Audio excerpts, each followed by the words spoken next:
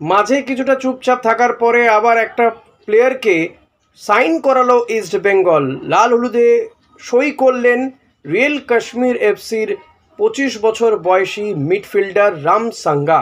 21টা match খেলে 2টো গোল 3টে assist রয়েছে রামসাঙ্গার নামে। ফলত ইস্ট বেঙ্গলের শক্তি বাড়লো, এটা বলাই বাহুল্য। রামসাঙ্গার সইয়ের পরে মাঝমাঠটা ইস্ট বেঙ্গল অনেকটা ভালো হলো। রিয়েল কাশ্মীরের হয়ে বেশ ভালো খেলেছিল এই তরুণ ফুটবলার।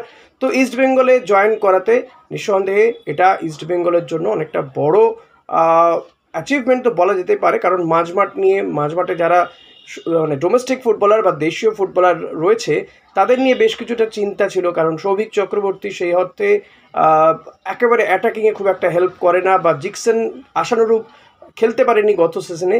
তো সেই কারণে এই তরুণ ফুটবলারের ওপর ডিপেন্ড করছে ইস্ট বেঙ্গল। রামসাঙ্গাকে সাইন করালো, যথেষ্ট ভালো সাইনিং হলো ইস্ট বেঙ্গলের জন্য।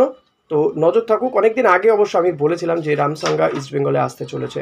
তো অতি অবশ্যই আপনাদেরকে সব খবর জানতে আমার এই চ্যানেলে নজর রাখতে হবে। Thank you.